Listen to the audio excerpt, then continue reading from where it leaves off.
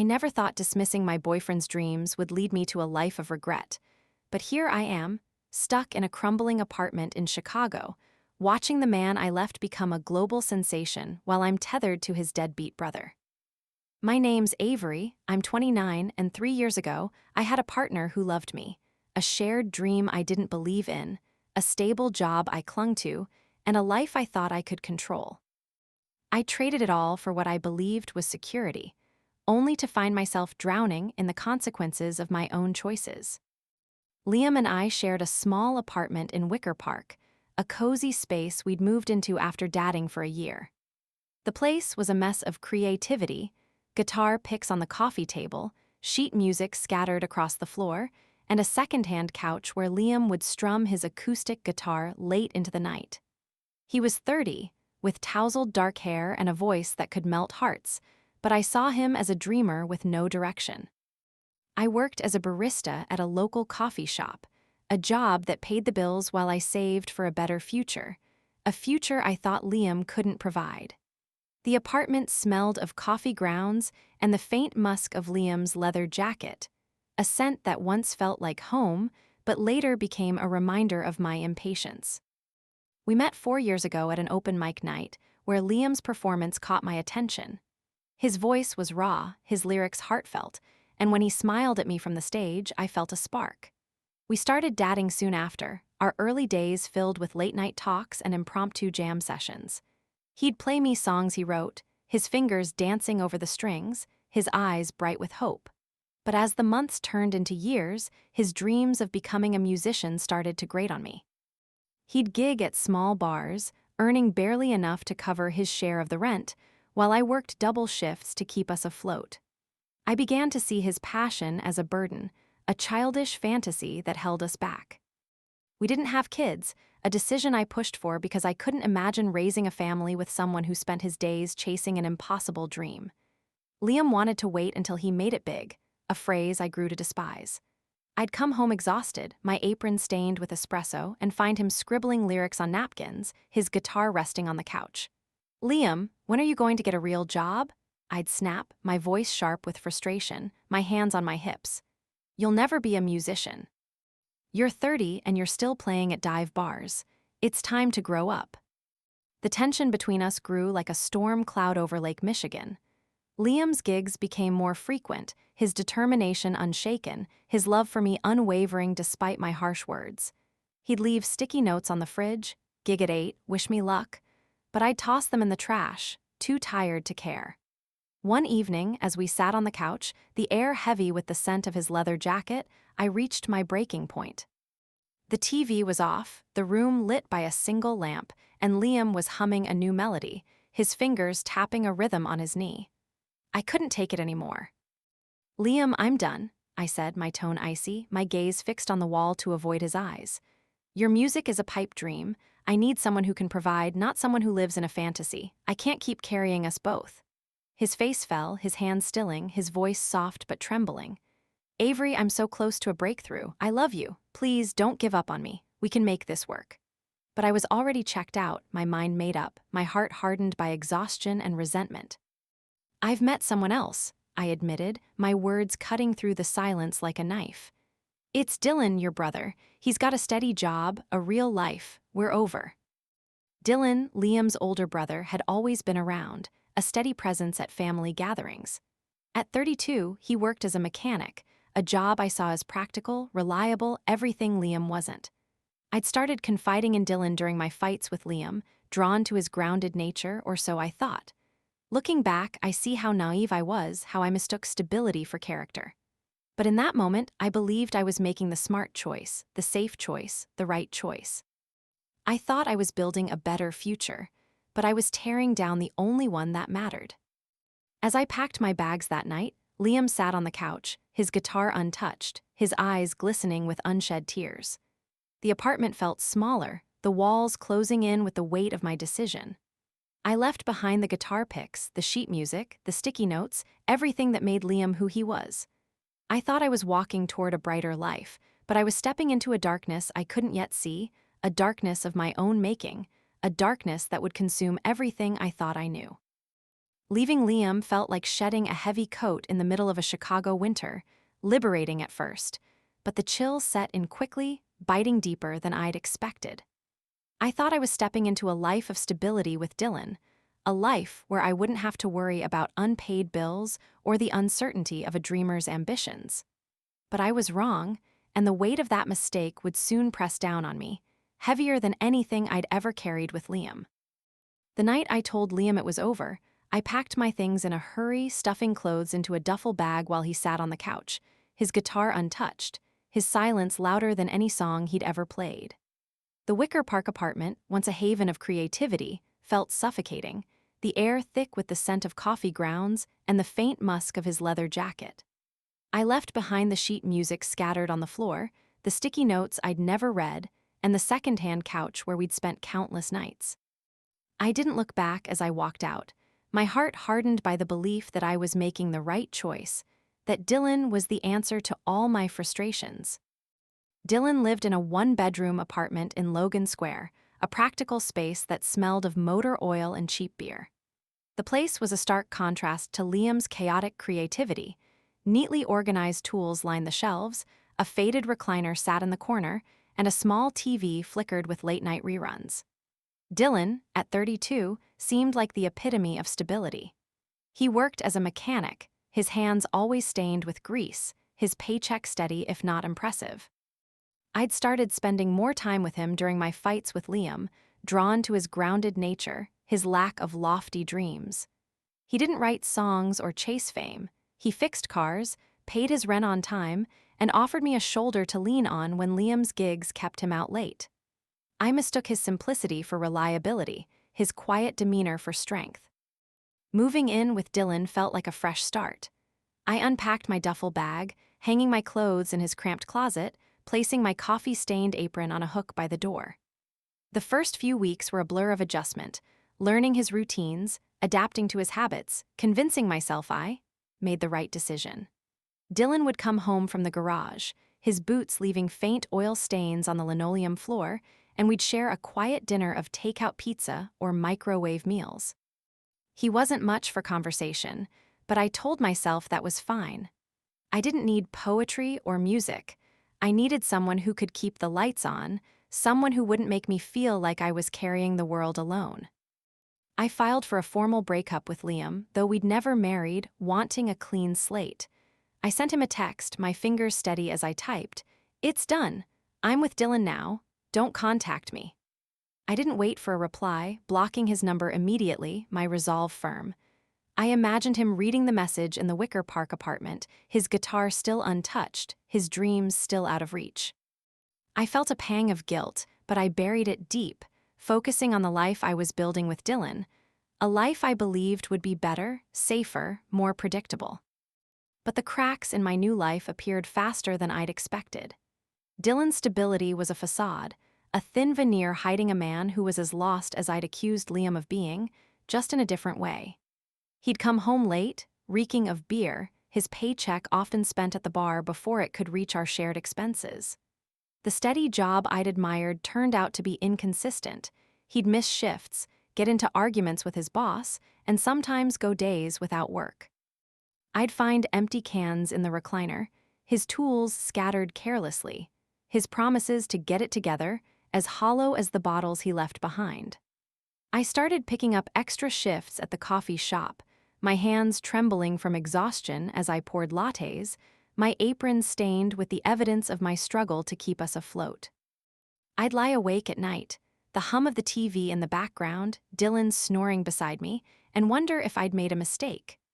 The apartment felt colder than the Wicker Park space ever had, the linoleum floor creaking under my footsteps, the walls closing in with the weight of my choices. I'd scroll through my phone, avoiding any news of Liam, telling myself I didn't care what he was doing, that I was better off without him. But deep down, I knew I was running from the truth, hiding from the possibility that I'd thrown away something real for something that was already starting to crumble. Dylan's flaws became impossible to ignore. He'd borrow money from me for emergencies, only to spend it on more beer, leaving me to cover the rent alone. He'd promised to fix the leaky faucet in the kitchen, but weeks passed, and the drip became a constant reminder of his unreliability. I'd come home from a double shift, my feet aching, my apron still on, and find him passed out on the recliner, the TV blaring, the apartment a mess. "Dylan, you said you'd help with the bills this month," I'd say, my voice tight with frustration, my hands clenched at my sides. He'd mumble an apology, his eyes half open, his words slurred. "I'll get it next time, babe, relax." But next time never came, and I was left to pick up the pieces, just as I had with Liam, only this time there was no music to soften the blow, no hope to cling to. I thought I'd chosen the better brother, the safer path, the smarter life. But as the months turned into a year, I realized I'd traded one kind of chaos for another, one dream I didn't believe in for a reality I couldn't escape. I'd left Liam because I thought he'd never amount to anything, but now I was the one sinking, tethered to a man who couldn't even keep himself together, let alone me. And somewhere out there, Liam was still playing his guitar, still chasing his dreams, still believing in himself in a way I never had. The life I'd constructed with Dylan was a house of cards, trembling under the weight of his irresponsibility, and it collapsed entirely when Liam's music soared to heights I'd never imagined possible. I thought I'd chosen the safer brother, the one who'd keep me grounded, but instead, I found myself sinking in quicksand, while Liam's star rose, illuminating the depth of my mistake. The first year with Dylan had been a slow unraveling, but by the second year, the threads of my life were fraying beyond repair. The Logan Square apartment, once a symbol of the stability I craved, became a prison of my own making. The linoleum floor was stained with oil from Dylan's boots, the kitchen faucet still dripped despite his empty promises to fix it, and the air carried the stale scent of beer and unwashed laundry. I'd come home from the coffee shop, my apron still tied around my waist, my hands raw from steaming milk, only to find Dylan sprawled on the recliner, a half-empty can in his hand, the TV blaring some reality show he wasn't even watching. "Dylan, we're behind on rent again," I'd say, my voice tight with exhaustion, my shoulders slumped. He'd shrug, his eyes glassy, his words slurred. "I'll figure it out, babe, don't worry." But he never did, and I was left to scrape together what little I had, my savings dwindling with each passing month. Dylan's unreliability reached new lows. He'd lost his job at the garage after showing up drunk one too many times, and instead of looking for work, he spent his days at the bar, racking up tabs he couldn't pay. I'd find crumpled receipts in his pockets, the numbers staggering, while I worked double shifts to cover our bills. The apartment became a battleground, our arguments echoing off the thin walls. "You said you'd get it together." I shout, my hands trembling as I held up a stack of overdue notices, the red ink glaring like a warning. Dylan would just laugh, a hollow sound that made my stomach churn. "Relax, Avery. Something'll come up." But nothing ever did, and I was left to carry the burden alone, my resentment growing like mold in the corners of the apartment. Then came the news about Liam, a bombshell that shattered what little composure I had left. It was 3 years after I'd left him, 3 years of struggling with Dylan, 3 years of convincing myself I made the right choice. I was wiping down tables at the coffee shop during a rare slow moment, my apron stained with espresso, when a customer left a music magazine on the counter. I picked it up to toss it in the lost and found bin, but the cover stopped me cold. There was Liam, his tousled dark hair framing a confident smile, his name in bold letters. Liam Carter, rock's newest global sensation. My heart sank, my hands shaking as I flipped to the article, the words blurring through my disbelief. Liam had signed with a major label, his debut album topping charts worldwide, his tour selling out stadiums from Chicago to Tokyo. The article gushed about his raw talent, his heartfelt lyrics, his meteoric rise, a rise I'd dismissed as impossible. There was a photo of him on stage, his guitar slung over his shoulder, a crowd of thousands screaming his name, their faces lit with adoration. I felt a pang of something I couldn't name, jealousy, regret, shame, all twisting together in my chest. I'd told him he'd never make it, that his music was a waste of time, and now he was living the dream I'd mocked, while I was stuck in a life I couldn't escape.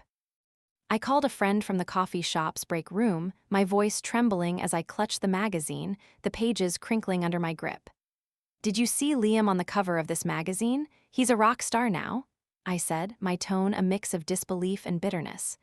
My friend's response was cautious, her words a quiet rebuke. "Wow, Avery.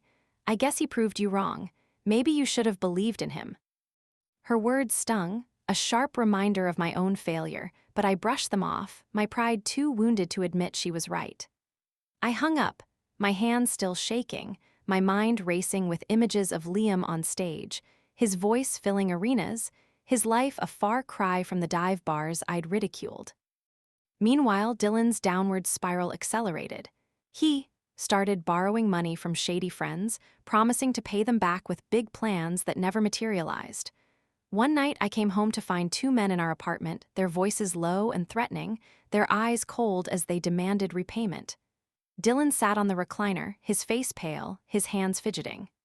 "Avery, I just need a little help," he stammered, his voice desperate, his gaze pleading. I handed over the last of my savings, my stomach churning as the men left, their threats lingering in the air like smoke. I turned to Dylan, my voice shaking with fury. "You've dragged us into this mess. I can't keep cleaning up after you." He just looked away, his silence a confirmation of his failure, a failure I'd tied myself to when I chose him over Liam.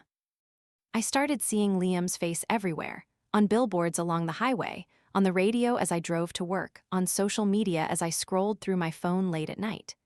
His songs were inescapable, each lyric a reminder of the man I'd left behind, the man I'd underestimated. I'd sit in the apartment, the faucet dripping in the background, the TV flickering with static, and listen to his voice, the same voice I once heard in our Wicker Park apartment, now polished and powerful, reaching millions. I felt a hollow ache in my chest, a mix of longing and bitterness, knowing I'd had a front row seat to his talent and chosen to walk away. Dylan's presence became unbearable, a constant reminder of my poor judgment. He'd stumble home at odd hours, his clothes reeking of smoke, his excuses as flimsy as the receipts in his pockets. I'd lie awake on our lumpy mattress, the springs creaking beneath me, and wonder how I'd ended up here, tethered to a man who couldn't even take care of himself, while Liam was out there, living the life I'd told him he'd never have. The contrast was stark, a cruel twist of fate that left me questioning everything I thought I knew about love, about dreams, about myself. The life I'd tied myself to with Dylan wasn't just crumbling. It was a full-blown collapse, a landslide that buried me under the weight of my own decisions. While Liam's music echoed through sold-out stadiums, I was left to navigate the wreckage of my choices, each day a stark reminder of what I'd lost and what I'd failed to see. The Logan Square apartment became a battleground I could no longer afford. Dylan's debts had spiraled out of control, his friends showing up at odd hours, their knocks on the door sharp and insistent. One evening, I came home from the coffee shop, my apron still tied around my waist, my hands smelling of burnt espresso, to find an eviction notice taped to the door. The red ink glared at me, a final warning we couldn't ignore. "Dylan, we're out of time." I shouted, my voice cracking as I waved the notice in his face. He was slumped on the recliner, a beer can in his hand, his eyes unfocused. "I'll fix it," he mumbled, his words slurring into the stale air, but I knew he wouldn't. I'd been carrying us for too long, and I had nothing left to give. I packed what little I could salvage, my clothes, a few photos, my stained apron, and left the apartment behind, the linoleum floor creaking under my steps, the faucet still dripping as a mocking farewell. Dylan didn't even try to stop me, his apathy a final blow to the life I'd thought we'd build. With nowhere else to go, I moved into a cheap motel on the outskirts of Chicago, a dingy room with peeling wallpaper and a mattress that smelled of mildew. The neon sign outside buzzed incessantly, casting a sickly glow through the cracked window, a constant reminder of how far I'd fallen. I lost my job at the coffee shop not long after. The stress of Dylan's debts, the eviction, and my own exhaustion had taken their toll. I'd started showing up late, my hands trembling as I poured drinks, my mind elsewhere. My manager pulled me aside one morning, her expression stern, her voice clipped. "Avery, you're not yourself anymore. We can't keep you on." I didn't argue, didn't fight. I just nodded, my throat tight with unshed tears, and walked out, my apron still in my hands, a symbol of the stability I'd once clung to, now gone. With no income and no home, I sold what I could to scrape by, but it wasn't enough. I ended up living in my car, a beat-up sedan I'd bought years ago, parked in a Walmart lot on the edge of the city. The car was a mess. Empty coffee cups littered the passenger seat, my clothes stuffed into a duffel bag in the trunk, the dashboard cracked from years of neglect. I'd sleep in the backseat, the springs digging into my back, the windows fogging with my breath, the cold seeping through the thin blanket I'd found at a thrift store. Each morning, I'd wake to the sound of shoppers slamming car doors, my body aching, my stomach growling, my pride shattered. Liam's success was inescapable, a constant taunt in my downward spiral. I'd hear his songs on the radio as I drove aimlessly through the city, his voice filling the car, each note a reminder of the man I'd dismissed. I'd see his face on billboards, his name in headlines, his tour dates plastered across social media. One night, I sat in my car, the battery nearly dead, and watched a live stream of his concert on my cracked phone screen. He was on stage in London, his guitar gleaming under the lights, a sea of fans singing along to every word. I recognized the song. It was one he'd written in our Wicker Park apartment, a melody I'd heard him hum while I rolled my eyes, telling him it, "Never go anywhere." Now, it was a global hit, and I was watching from a parking lot, my life in shambles. I tried reaching out to Liam, my desperation outweighing my shame. I unblocked his number, my fingers trembling as I typed a message. "Liam, it's Avery. I saw your concert. I was wrong about everything. Can we talk?" I hit send, my heart pounding, but the message didn't deliver. His number had changed, a silent rejection that cut deeper than any words could. I tried social media, sending messages to his official accounts, my words a jumbled plea for forgiveness, but they went unanswered, lost in the flood of fan mail he must receive daily. I was a ghost to him now, a footnote in his past, while he was a star I couldn't escape. Dylan's life continued to spiral, a distant echo of my own failure. I heard through mutual friends that he'd been arrested for unpaid debts, his big plans finally catching up to him. I felt a flicker of relief that I'd left him, but it was overshadowed by the realization that I'd chosen him over Liam, that I'd tied myself to his sinking ship while Liam sailed to the stars. I'd see couples walking through the Walmart lot, their hands intertwined, their laughter a stark contrast to my solitude, and I'd wonder how I'd ended up here, alone in a car, with nothing but regret to keep me company. The memories of Liam haunted me, each one a sharp reminder of what I'd thrown away. I'd think of the Wicker Park apartment, the guitar picks on the coffee table, the sticky notes I'd tossed in the trash, the nights we'd spent on the couch, his voice filling the room with melodies I'd never appreciated. I'd think of Dylan's promises, his steady job that turned out to be a lie, his apathy that dragged me down with him. I'd lost everything, my home, my job, my dignity, while Liam had gained the world, a world I'd told him he'd never have, a world I'd never be a part of again. The wreckage of my life was a stage I'd set myself, a stage where Liam performed to sold-out crowds while I watched from the shadows, a shadow I'd cast with my own disbelief, a shadow that now engulfed me entirely. I sat in my beat-up sedan in the Walmart parking lot, the cracked dashboard staring back at me, the air heavy with the scent of stale coffee and unwashed clothes, a reality I couldn't escape, a reality I'd built with my own hands.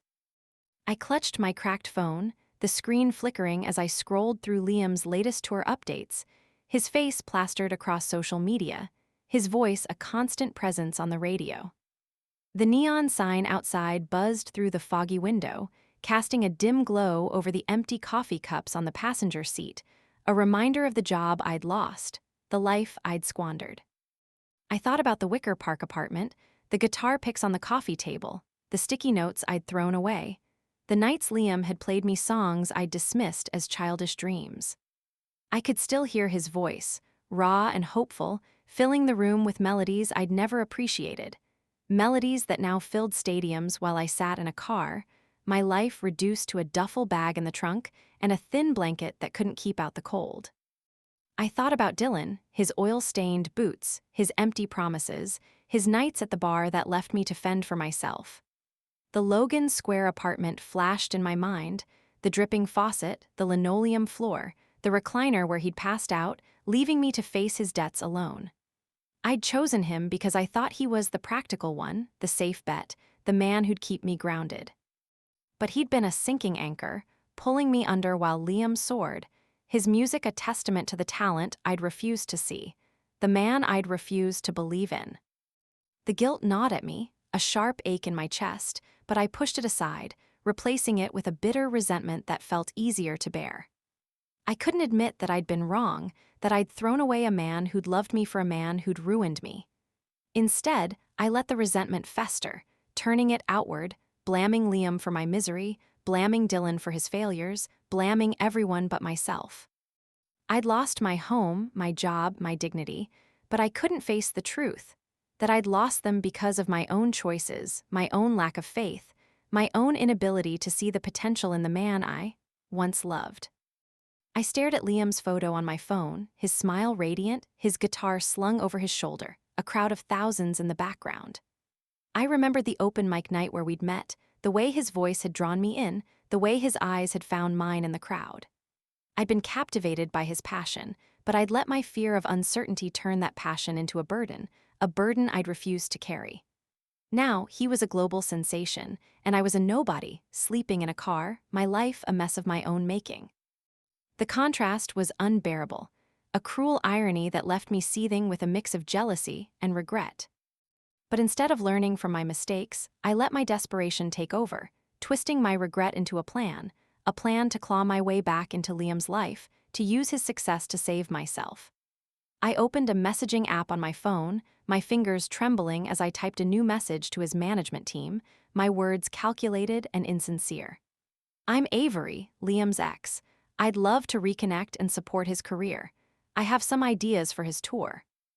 I hit send, my heart racing, my mind already spinning with ways to insert myself into his world, to bask in the glow of his fame, to escape the darkness of my own failures. If Liam had been more serious about a real job back then, I wouldn't have left him. I muttered to myself, my voice low and bitter, my eyes fixed on the foggy window. And if Dylan hadn't been such a mess, I wouldn't be here. The real problem was that Liam never appreciated how much I sacrificed for him. He should have fought harder for me.